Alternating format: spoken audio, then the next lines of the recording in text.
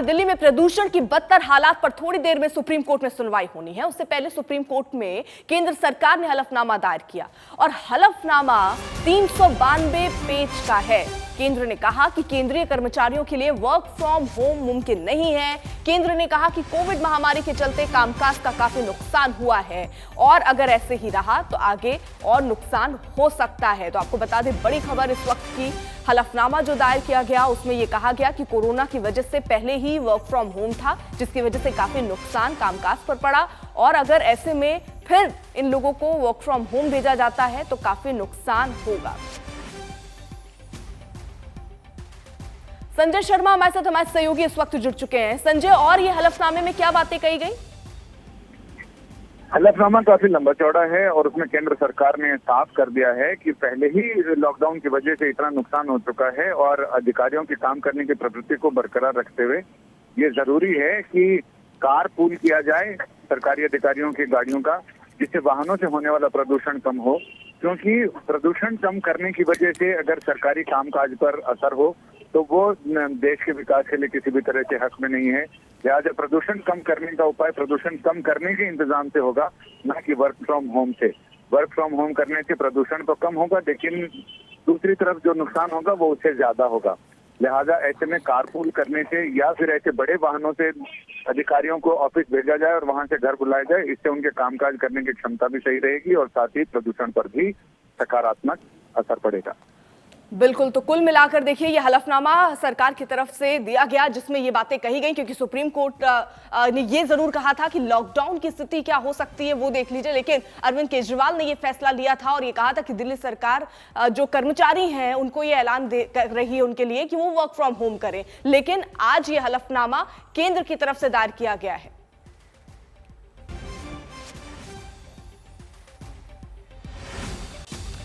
तो देखिए, supreme court लगातार ये कह रहा है कि इस पर सरकारें सो नहीं सकती, कुछ काम करना पड़ेगा, जिसके बाद आपात बैठक हुई। सुप्रीम कोर्ट की तीखी टिप्पणी रही कि दिल्ली एनसीआर में आपात स्थिति है और इसके लिए घरों में भी अब जो लोग हैं वो मास्क पहनने के लिए मजबूर हैं, क्योंकि विकल्प उनके पास नहीं है। एक्यूआई कई जगहों पर 700, 600, 500 ऐसे बने हुए हैं।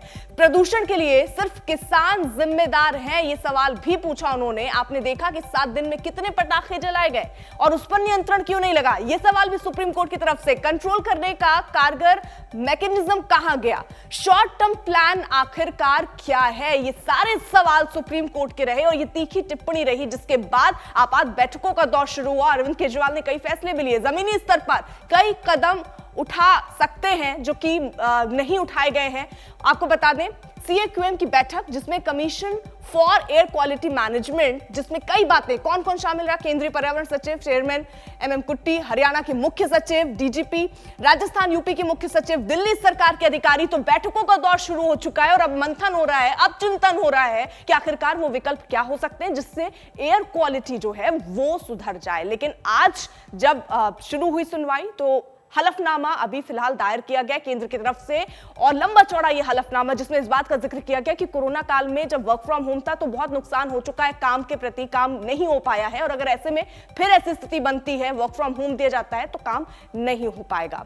अब देखिए, सख्त निर्देश क्या दिए गए, 30 नवंबर तक 7 थर्मल पावर प्लांट जो है वो बंद रहे। वहीं चालू स्टेशन, मेट्रो, एसबीटी, आईएसबीटी और सुरक्षा प्रोजेक्ट ये सब चालू रहे। बंद क्या रहे, 21 नवंबर तक निर्माण के जो काम है उन पर रोक लगा दी जाए। वहीं अनिवार्य सेवा से जुड़े जो ट्रक हैं उन्हें जाने की इजाजत दी जाए। वहीं रविवार तक गैर जरूरी ट्रकों की जो एंट्री है वो बंद कर दी जाए। दफ्तरों में 50% कर्मचारी बाकी वर्क फ्रॉम होम किए जाएं। दिल्ली सरकार के जो दफ्तर है वो बंद कर दिए जाएं, लेकिन अनिवार्य सेवा के डीजी सेट जो हैं वो चलते रहे। वहीं गैर जरूरी डीजी सेट बंद रहे। दिल्ली में पर्याप्त सीएनजी बसें जो हैं वो चलाई जाएं, जिससे यातायात की दिक्कतों से लोगों को ना जूझना पड़े। वहीं स्कूल कॉलेज अगले आदेश तक बंद रहे और ऑनलाइन जो पढ़ाई जो पैसे पहले चल रही थी वैसे ही अब चलती रहे। तो दिल्ली के पेट्रोल पर अब प्रदूषण सर्टिफिकेट ना होने की स्थिति में तुरंत 10,000 का चालान कटेगा। परिवहन मंत्री कैलाश गहलोत ने यह भी जानकारी देते हुए कहा कि इस तरीके की व्यवस्था की जा रही है जिससे जल्द से जल्द इन हालातों पर नियंत्रण पा लिया जाए। सख्त दिशा निर्देश जारी किए गए हैं commission for air quality management की तरफ से, वो क्या क्या है उसके बारे में बता दीजिए और आप दिल्ली में इसे किस तरह से लागू करेंगे? नहीं, मोस्ट ऑफ द थिंग्स जो हम ऑलरेडी दिल्ली तो ऑलरेडी इम्प्लीमेंट कर ही रहा है। मुझे खुशी होगी कि एनसीआर जो दूसरी जो स्टेट्स हैं, हरियाणा है, यूपी है, जो एडजॉइनिंग स्टेट्स हैं, वो भी इम्प्लीमेंट करें। दिल्ली में तो ऑलरेडी पूरा पब्लिक ट्रांसपोर्ट क्लीन फ्यूल पे है। काफी टाइम से हम जो पोल्यूटिंग व्हीकल्स हैं, चाहे स्मोक जो है वो हमें विजिबली दिखाई दे रहा हो, या अगर किसी का पोल्यूशन सर्टिफिकेट नहीं है, लगभग हम 1.5-2 महीने से बहुत एग्रेसिव एनफोर्समेंट के साथ लगातार हम चालान कर रहे हैं, और नंबर्स जो हैं वो बढ़े भी हैं। 3.5 लाख से 5 लाख और लगभग 8 लाख लोगों ने ये अपना सर्टिफिकेट पोल्यूशन चेक कराया है। और अब तो we have gone a step ahead. जितने भी पेट्रोल पंप्स हैं, पेट्रोल तो डीजल या पेट्रोल तो लेना ही है, सीएनजी भी लेनी है, तो वहीं पर हमारी टीम्स जो है वो तैनात हैं। अगर कोई भी व्यक्ति बिना सर्टिफिकेट के अगर वो पेट्रोल डलवाने आ रहा है, तो हमारे वहाँ सीडीवीज भी हैं, हमारे एनफोर्समेंट की जो गाड़ियां हैं वो भी हैं, जो पोल्यूशन कंट्रोल ऑफिसर्स हैं वो भी तैनात हैं।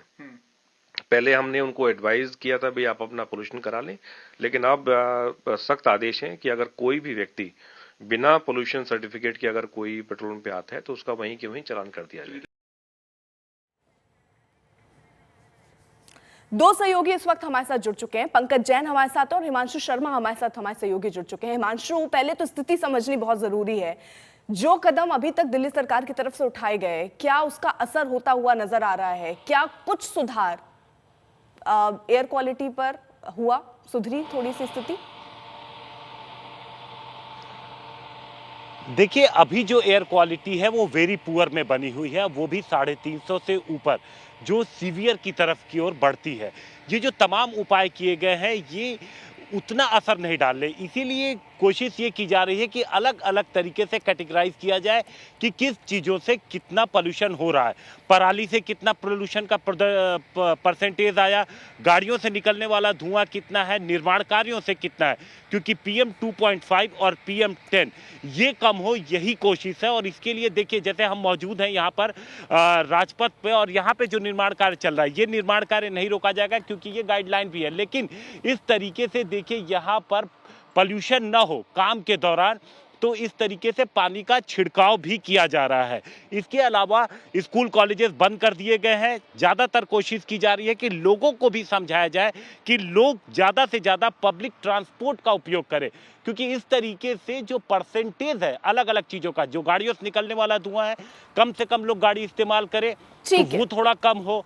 इसके अलावा जो हैवी व्हीकल्स थे उनको कम किया गया है, उनको सिर्फ। आप रहिए जरा हिमांशु, पंकज जैन भी हमारे साथ है। पंकज, आप जहां पर हैं वहां पर स्थिति क्या है और दिल्ली सरकार की आगे की प्लानिंग क्या है? देखिए, पूरी दिल्ली की बात करें तो प्रदूषण का जो स्तर है वो बेहद ही खराब स्थिति में है। 350 से ज़्यादा है प्रदूषण का स्तर, और दिल्ली सरकार का ये मानना है कि वो लॉकडाउन के लिए तैयार है। लेकिन सिर्फ दिल्ली में पाबंदी लगाने से कुछ नहीं होगा, बल्कि आसपास के जो राज्य हैं वहाँ पर भी अगर लॉकडाउन लगता है तो प्रदूषण को कंट्रोल करने में मदद मिलेगी। तो सख्ती सिर्फ दिल्ली ही नहीं बल्कि पड़ोसी राज्यों को भी अपनानी होगी। और साथ ही जैसा कि परिवहन मंत्री से अब से कुछ देर पहले हमने बातचीत की, पेट्रोल पंप पर अब कर्मचारी नजर आएंगे। अगर आपके पास प्रदूषण सर्टिफिकेट नहीं है, आप प्रदूषण फैला रहे हैं, तो ऐसी स्थिति में आपका 10,000 रुपए का चालान कटेगा। इसके अलावा ट्रकों की जो एंट्री होती थी उसको लेकर भी नई गाइडलाइन सामने आ गई है। पहले से ही दिल्ली में ट्रकों की एंट्री को लेकर टाइमलाइन निश्चित कर दी गई थी। और इसके अलावा दिल्ली में पानी का छिड़काव जो है वो अब बड़े स्तर पर किया जाएगा। 400 से ज्यादा जो टैंकर हैं वो दिल्ली की अलग अलग सड़कों पर निकलेंगे, क्योंकि पराली प्रदूषण की जब बात की जाती है तो दिल्ली में सबसे ज्यादा प्रदूषण वाहनों से और धूल प्रदूषण भी एक बड़ी हिस्सेदारी है। तो ऐसी स्थिति में इससे निपटना बहुत जरूरी हो जाता है। चलिए, आप दोनों का बहुत बहुत शुक्रिया, नजर बनाए रखिए, पल पल की अपडेट आपसे लेते रहेंगे। बढ़ रहे हैं आगे। पाकिस्तान में सिखों के सबसे पूजनीय तीर्थ स्थलों में से एक करतारपुर साहिब गलियारे को आज से एक बार फिर खोला जा रहा है। साल 2019 में इस गलियारे का उद्घाटन हुआ था, मगर कुछ ही महीने बाद कोरोना की वजह से मार्च 2020 में इसे बंद कर दिया गया। एक बार फिर से इसे खोला गया है, मगर तीर्थ यात्रियों को कोरोना के सख्त नियमों का पालन करना होगा।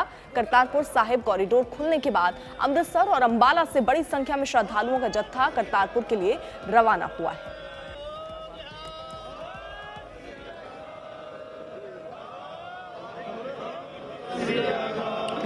कुछ तस्वीरें आपके सामने रख रहे हैं, तो देखिए आप करतारपुर जो आस्था है उससे जुड़े लोग अब पहुंचेंगे।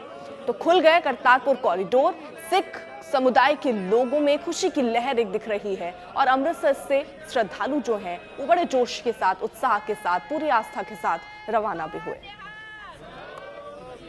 तो कोरोना की वजह से मार्च 2020 में बंद कर दिया गया था, फिर से खुला है करतारपुर कॉरिडोर, जिसकी वजह से लोग बेहद खुश।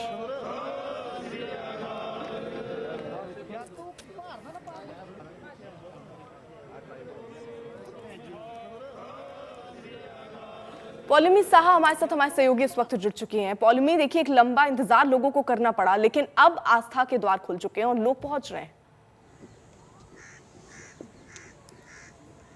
जी, यहाँ पर हम इस वक्त करतारपुर कॉरिडोर पर ही खड़े हैं। पीछे मेरे इंटीग्रेटेड चेक पोस्ट है, जहाँ से गुजरते हुए जो श्रद्धालु जिनका रजिस्ट्रेशन हो चुका है, वेरिफिकेशन भी हो चुका है और परमिशन जिनको मिल चुकी है गुरुद्वारा दरबार साहिब करतारपुर पाकिस्तान जाने की, वो यहाँ से गुजरते हुए पाकिस्तान की ओर जाएंगे और उनका आना शुरू हो चुका है। यहाँ पर कुछ श्रद्धालु यहाँ पर आ चुके हैं और अंदर भी जा चुके हैं। उनका कहना है कि कुछ लोगों का कहना है कि उन्होंने कल ही रजिस्टर किया और उनको क्लियरेंस भी मिल गई है। वैक्सीन सर्टिफिकेट मांगा गया उनसे और नेगेटिव आरटीपीसीआर टेस्ट रिपोर्ट भी उनसे मांगा गया। अभी तक ये क्लैरिटी नहीं है कि उस तरफ जब वो पहुंचेंगे इमिग्रेशन सेंटर पाकिस्तान में, वहां पर रैपिड एंटीजन टेस्ट होगा कि नहीं, इसकी कोई क्लैरिटी है नहीं इस वक्त। पर यहाँ से उनके पास जो 2 रिक्वायरमेंट मांगी गई थी वो है वैक्सीन सर्टिफिकेट और नेगेटिव आरटीपीसीआर रिपोर्ट। तो श्रद्धालुओं का आना यहाँ पर शुरू हो चुका है। 20 महीने बाद करीबन ये जो कॉरिडोर है वो दोबारा से खोला गया है। नवंबर 2019 में इसका इनॉग्रेशन हुआ था, जो भारतीय साइड पर प्रधानमंत्री नरेंद्र मोदी ने किया था और पाकिस्तानी साइड पर यहाँ से जत्था गया हुआ था। डॉक्टर मनमोहन सिंह थे, उस वक्त के पंजाब के chief minister captain Amarinder Singh थे, सरकार में मंत्री हरदीप पुरी थे, वो सब गए हुए थे यहाँ से पहले जत्थे में। और 9 नवंबर 2019 में वहां पर भी इनॉग्रेशन हुआ, जिसमें पाकिस्तान प्राइम मिनिस्टर इमरान खान भी शरीक हुए उस प्रोग्राम में गुरुद्वारा दरबार साहिब करतारपुर में। उसके बाद 4 महीने बाद ही 16 मार्च 2020 से ये कॉरिडोर बंद हो गया और श्रद्धालुओं का आना बंद हो गया। अब जो बताया जा रहा है कि नए रजिस्ट्रेशन तो हो ही सकते हैं, पर कुछ लोग जिन्होंने शायद उस वक्त रजिस्ट्रेशन कर लिया था, वेरिफिकेशन भी हो चुका था, क्लियर हो चुके थे, पर कोविड के चलते जब ये यात्रा बंद कर दी गई तो जा नहीं पाए, अब उनको फर्स्ट प्रेफरेंस मिलेगा। ठीक है, आप नजर बनाए रखिए। फिलहाल शुक्रिया। वहीं करतारपुर कॉरिडोर खुल जाने पर सभी दलों ने खुशी जाहिर की है। उससे पहले भी करतारपुर कॉरिडोर के लिए मोदी जी की सरकार ने जिस मजबूती के साथ विपरीत परिस्थितियों में भी काम किया और खोला, ये सब लोग जानते हैं। और एक बार फिर खुला है और मैं इसके लिए बहुत ही खुश है, मेरे अंदर खुशी भी है और मैं मुबारकबाद भी देता हूँ प्रधानमंत्री नरेंद्र मोदी जी की समावेशी सोच को और सबके साथ सबके विकास, सबके विश्वास और सबके प्रयास के संकल्प को। मैं समझता हूँ कि अजमेर के उर्स में जो लोग वहाँ से आते हैं उनको भी उसी तरह से आने की इजाज़त दी जानी चाहिए, इसलिए कि इन चीज़ों से तनाव को कम करने में मदद मिलती है। और जो लोग आते हैं या हमारे जो लोग वहाँ जाते हैं वो वहाँ के हालात को समझते हैं, वहाँ के लोग हमारे यहाँ आकर के हमारे हालात को समझते हैं। और आदान प्रदान जो होता है वो कोई बुरी चीज़ नहीं है, ख़ासतौर पर सिविलियंस के दरमियान में ये आदान प्रदान चलना चाहिए। तो मैं तो समझता हूँ कि ये बहुत अच्छी बात है कि सरकार ने गौर किया। पाकिस्तान ने तो खुद ये पेशकश रखी थी, लेकिन सरकार ने उसे एक्सेप्ट किया, बहुत अच्छी बात है। प्रधानमंत्री ने कल पूर्वांचल एक्सप्रेसवे का उद्घाटन किया। 341 किलोमीटर लंबा पूर्वांचल एक्सप्रेसवे पूर्वी और पश्चिमी यूपी को जोड़ेगा। लेकिन बीजेपी की कोशिश इसके जरिए पूर्वांचल जीतने की है, लेकिन उनकी चिंता पूर्वांचल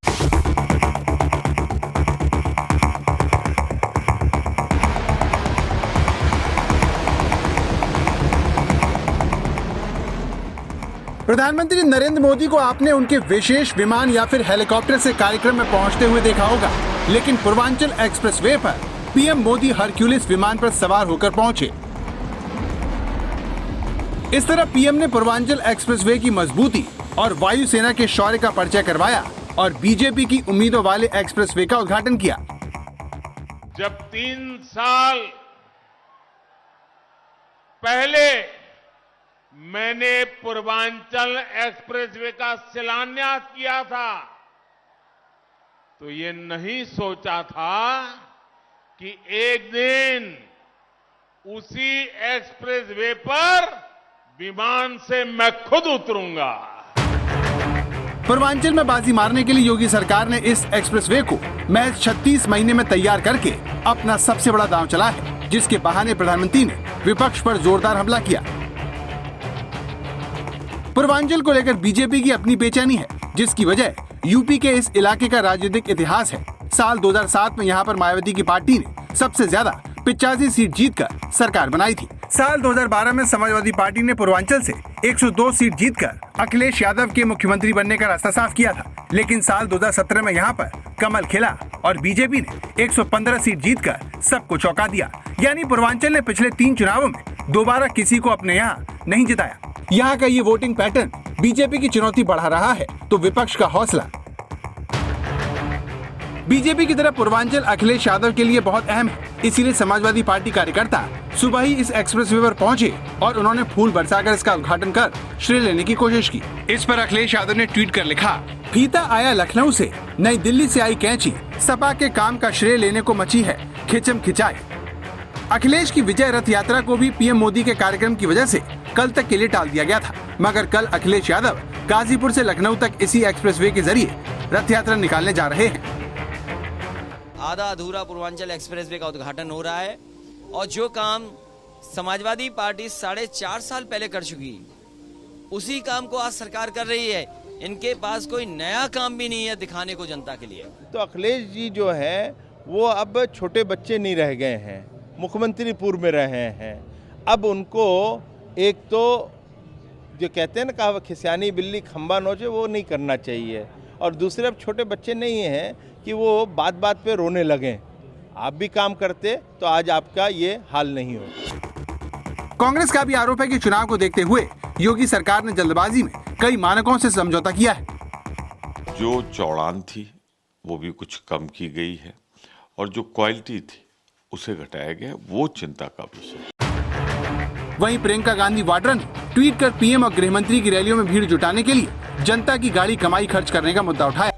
नमस्कार, आपके साथ मैं हूं अर्पिता आर्या। पाकिस्तान के प्रधानमंत्री इमरान खान की बात जिसकी उल्टी गिनती शुरू हो गई है। पाकिस्तानी मीडिया रिपोर्ट्स की माने तो इमरान के जाने की तारीख भी अब मुकर्रर हो गई है। इमरान खान के पास 1 सप्ताह से भी कम का वक्त बचा है।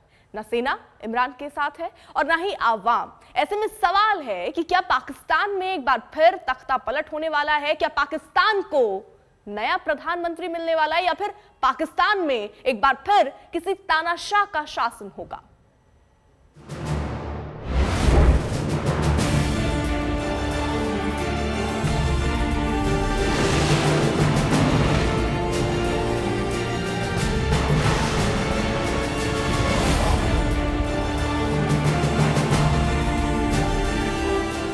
पाकिस्तान में इमरान सरकार की उल्टी गिनती शुरू हो गई है। इमरान खान साहब के खिलाफ सिस्टम के अंदर बहुत सारी चीज़ें हरकत में आ चुकी हैं। ये इत्तेहादियों का शोर शराबा एक्चुअली उसी के तनाजुर में है।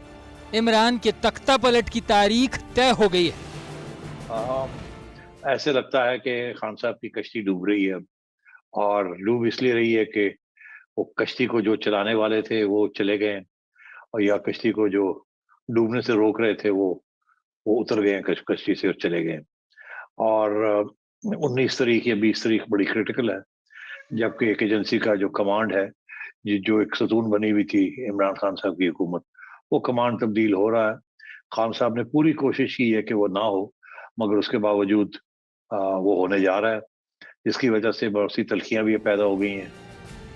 क्या इस संडे को ही हो जाएगी इमरान खान की छुट्टी? मिर्जा गालिब का शेर है कि मुश्किलें इतनी पड़ी मुझ पे कि आसान हो गई। वो आपकी मुश्किलें आसान होती जाती हैं, फिर आपको आज मुश्किल लगती है वो महीने के बाद वो आपको मुश्किल नहीं लगेगी। पाकिस्तान में इमरान खान की कुर्सी डगमगा रही है। जिस आर्मी के भरोसे इमरान खान ने सत्ता हासिल की, आज वही पाकिस्तानी आर्मी इमरान खान को सत्ता से हटाने का मन बना चुकी है। जिन लोगों ने इमरान पर भरोसा किया, आज वही इमरान को अपनी सबसे बड़ी गलती बता रहे हैं। ये इत्तेहादियों का शोर शराबा एक्चुअली उसी के तनाजुर में है। अच्छा। और आप मज़े की बात यह है कि इसमें तनाजुर तो वही है, लेकिन हकायक भी कुछ ज़्यादा दूर की बात ही। हकायक ये हैं कि कराची के लिए कोई काम हुआ क्या MKM के साथ जो वादे किए गए थे कि कराची में ये करेंगे वो हुआ? तारिक बशीर चीमा साहब कहने लगे कि बहावलपुर में हर रोज़ाना की बुनियाद पर कोई अफसर तब्दील हो जाता और मुझे पता भी नहीं होता। अब उसकी भाई आपको इत्तेहादी साथ चलाने का पाकिस्तान के माहौल में एक ख़ास तरीका है। आप वज़ीर आला आप वज़ीर आला से आप जब कोई काम कराने जाते हैं तो वज़ीर आला साहब आपको मिलते ही नहीं हैं। PMLQ का ही शिकवा है। तो जब इस तरह के शिकवे पैदा हो जाए तो इसका मतलब, और साथ फिर दोस्त भी नाराज़ हो चुके हों, रंजिशें बढ़ चुकी हों, सिस्टम के अंदर चीज़ें आपके खिलाफ कलें और लिवर्स हिलना शुरू कर दें, तो इसका मतलब है कि आप जा रहे हैं। इमरान की विदाई की बात करने वाला कोई और नहीं बल्कि पाकिस्तान के पूर्व राष्ट्रपति आसिफ अली जरदारी हैं, जिन्होंने बता दिया कि पाकिस्तान में हवा इमरान के खिलाफ चल रही है। पाकिस्तानी मीडिया में भी इमरान खान के जाने की चर्चा तेज हो गई है। पहले जिस तरीके से आइन की धज्जियां उड़ाई गई और एक इलेक्टेड मैंडेटेड प्राइम मिनिस्टर की छुट्टी कराई गई और उसके बाद एक सिलेक्टेड प्राइम मिनिस्टर इकट्ठा किया गया, तो अब वो दिन आ गया है कि जिन लोगों ने ये सब कुछ इकट्ठा किया था उनके लिए उन्हें उसे कहते हैं सेकंड थॉट्स हो रही हैं। और मैं ये कह रहा था कि वो सेकंड थॉट्स जो हैं वो अब पक्की हो गई हैं और कहीं ना कहीं फैसले हो चुके हैं कि अब खान साहब को जाना है। अब ये अभी फैसला नहीं हुआ कि आना किसको है, मगर ये फैसला हो गया कि उनको जाना है। अब सवाल खड़ा होता है कि आखिर पाकिस्तान में ऐसा क्या हो गया कि पाकिस्तान में इमरान की गद्दी का काउंटडाउन शुरू हो गया। तारीख मुकर्रर हुई है 20 और 21 नवंबर की, यानी अगले सोमवार को इमरान सत्ता पर रहेंगे या नहीं। अब पाकिस्तानी मीडिया में बहस इस बात पर हो रही है। PTI के जो सिटिंग मिनिस्टर्स हैं वो यहाँ पे फोन कर रहे हैं, टाइम मांग रहे हैं कि हमने मिलना है आपसे। मैं आपके जो बड़े इंपॉर्टेंट लोग हैं इस वक्त तो पार्टी के अंदर 3-4 जो लोग बड़े हैं वो प्राइम मिनिस्टर की सीट के लिए जदोजहद कर रहे हैं, तो ये मामला बड़ी तेजी से अब आगे जा रहे हैं। नवंबर दिसंबर एक बड़ा क्रूशियल महीना है और इस पे काफी हद तक बैकग्राउंड चीजें जो है चले मेरे साथ ही रहिएगा। दरअसल जिस पाकिस्तानी आर्मी ने बड़ी उम्मीदों के साथ इमरान को सत्ता पर बैठाया था, आज वही आर्मी इमरान के खिलाफ है। इमरान हर मोर्चे पर नाकाम रहे तो पाकिस्तानी सेना प्रमुख जनरल कमर जावेद बाजवा और इमरान खान के बीच दूरियां भी बढ़ती रही। इसके बाद इमरान की आखिरी उम्मीद ISI चीफ फैज हमीद थे, लेकिन उनकी विदाई से इमरान खान को गहरा झटका लगा है। अब पाकिस्तानी राजनीतिक एक्सपर्ट्स इस बात पर चर्चा कर रहे हैं कि यही ISI चीफ का पद इमरान की विदाई की वजह बन सकता है और पाकिस्तान को एक और तख्तापलट की आग में झोंक सकता है। पाकिस्तान को चलाने वाले ये दोनों नेता खुफिया एजेंसी ISI के महानिदेशक की नियुक्ति को लेकर भिड़े हुए हैं। दरअसल इमरान खान ISI चीफ फैज हमीद के कार्यकाल को बढ़ाना चाहते थे, लेकिन बाजवा अपने करीबी लेफ्टिनेंट जनरल नदीम अहमद अंजुम को ही ये कमान सौंपना चाहते थे। बाजवा के दबाव में इमरान को हामी भरनी पड़ी, जिसके बाद 20 नवंबर को नदीम अहमद अंजुम अपना कार्यभार संभालेंगे, जहां से इमरान खान की मुश्किलें बढ़ सकती है, क्योंकि आर्मी चीफ और ISI चीफ दोनों अब करीबी होंगे जो इमरान की मुश्किलें बढ़ा सकते हैं। दरअसल फैज हमीद की वकालत के पीछे भी इमरान की कोशिश अपनी गद्दी बचाने की थी, लेकिन इस मोर्चे पर भी वो पूरी तरह से नाकाम रहे। फैज हमीद ही वो शख्स था जिसने 2018 के चुनाव में इमरान खान की पार्टी को जीत दिलाने में मदद की थी। इतना ही नहीं, पड़ोसी देश अफगानिस्तान में तालिबान की सत्ता में वापसी के पीछे भी फैज हमीद का ही दिमाग था। पाकिस्तानी राजनीतिक एक्सपर्ट्स की माने तो इमरान खान चाहते थे कि फैज हमीद 2022 में बाजवा के रिटायर्ड होने के बाद पाकिस्तानी सेना की कमान संभाले। इमरान खान को उम्मीद थी कि फैज हमीद 2023 के चुनाव में इमरान खान को फिर एक बार सत्ता में लाने में बड़ी भूमिका निभाएंगे, लेकिन नदीम अहमद अंजुम का ISI चीफ बनना इमरान खान के लिए किसी झटके से कम नहीं है। तो अब सूरत हाल वैसी होने जा रही है। ऐसे लगता है कि खान साहब की कश्ती डूब रही है, और डूब इसलिए रही है कि वो कश्ती को जो चलाने वाले थे वो चले गए, और या कश्ती को जो डूबने से रोक रहे थे वो उतर गए कश्ती से और चले गए।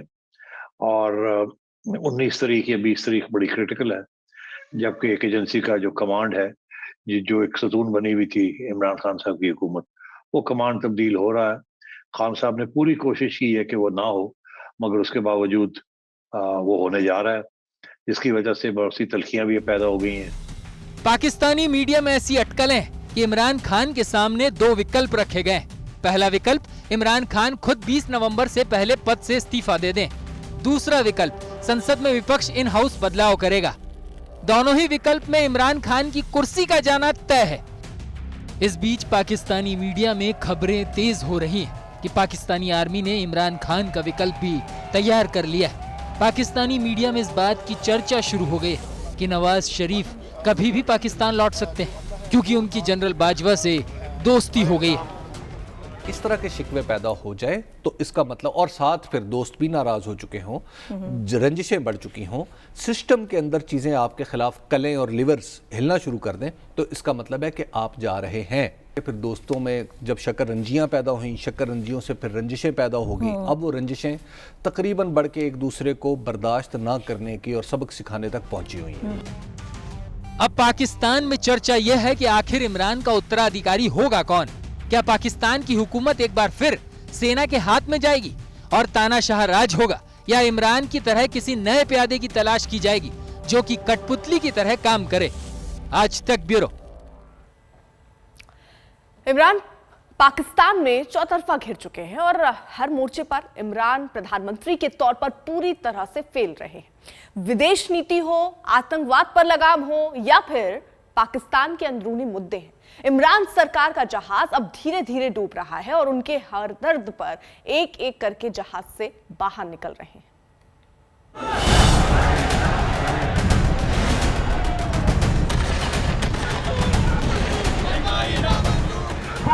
बच्चे के रोने पर कैसे पाबंदी लगाओगे? नए पाकिस्तान का सपना दिखाने वाले इमरान खान हर मोर्चे पर फेल हुए। कश्मीर के मुद्दे पर पूरी दुनिया में उनकी फजीयत हुई। अफगानिस्तान के मुद्दे पर पाकिस्तान चौतरफा गिर गया।